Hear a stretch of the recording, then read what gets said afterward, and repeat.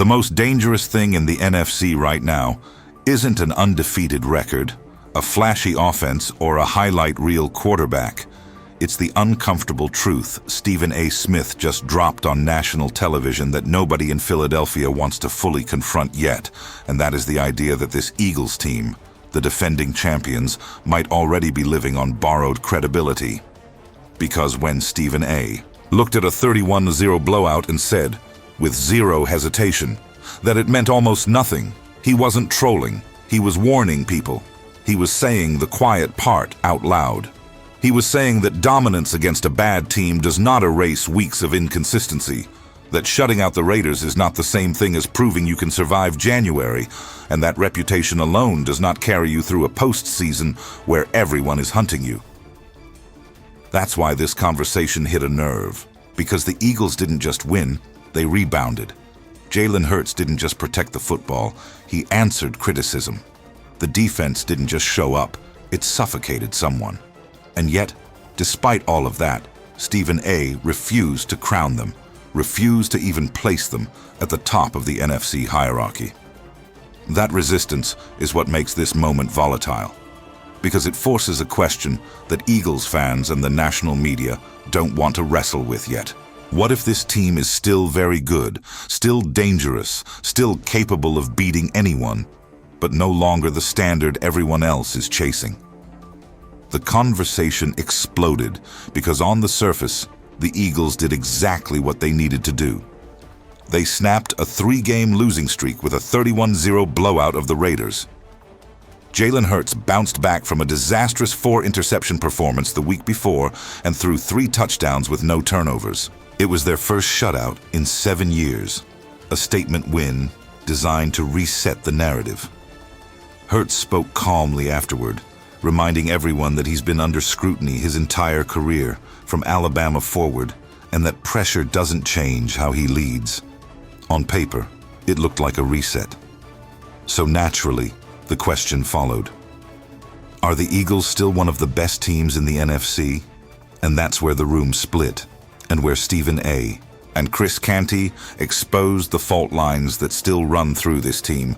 And if you appreciate analysis that doesn't just celebrate wins, but actually interrogates them, make sure you subscribe to the channel and leave a like, because this is where the season really gets decided. Chris Canty didn't hesitate. He said yes, absolutely. The Eagles are still one of the best teams in the NFC, and his reasoning wasn't emotional, it was philosophical. He leaned into something that often gets lost in modern football discourse, the idea that defense wins championships. He looked at that Eagles defense, especially with Jalen Carter back, and called it a Super Bowl winning defense, whether people like it or not. That wasn't hyperbole. That was an identity statement.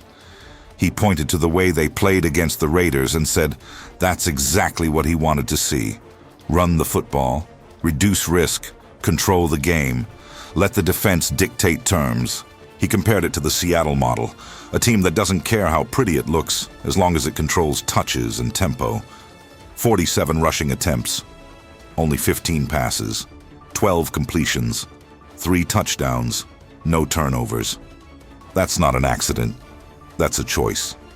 And Canty made it clear that when the Eagles chase aesthetics, when they force-feed receivers and chase individual stat lines, they lose. When they get back to their philosophy, they win. He even challenged one of the most common criticisms thrown at this team, the idea that they can't beat good opponents. He reminded everyone that they already beat the Rams, the Buccaneers, the Packers, and the Lions this season. He didn't care how it looked. A blocked field goal, a defensive stand, a grinded-out finish. All of it counts. His message was simple. Don't rewrite history just because the Eagles hit a rough patch. They've proven they can win against quality teams. The problem is consistency, not capability. Then Stephen A. stepped in and flipped the temperature of the conversation instantly. He didn't argue that the Eagles are irrelevant. He didn't dismiss their defense. He didn't deny their championship pedigree. He narrowed the question and sharpened the answer. Are they in contention once the playoffs start? Of course, because everyone is one and done, but are they the best team in the NFC right now? His answer was no, and he didn't hedge. He said he thinks the Rams are better. He said the Seahawks are better. He said the Bears, based on how they handled Philadelphia, might even be perceived as better. And the reason wasn't defense. It was offense, missed throws, lack of cohesion, an inconsistent running game, too many moments where things looked disjointed. And then he delivered the line that made headlines. As far as he's concerned, playing the Raiders is the equivalent of a bye week with tackling involved. That wasn't just a shot at Las Vegas. That was Stephen A. refusing to let one game rewrite weeks of evidence. He said he wasn't going by that performance whatsoever. He said the Raiders have been so bad that beating them proves nothing. And he doubled down by saying the Eagles are getting everyone's best shot as the defending champions, but their offense has been too inconsistent to view them as the NFC's top dog right now. That distinction matters, because Stephen A. wasn't saying the Eagles can't win. He was saying they haven't earned unquestioned belief.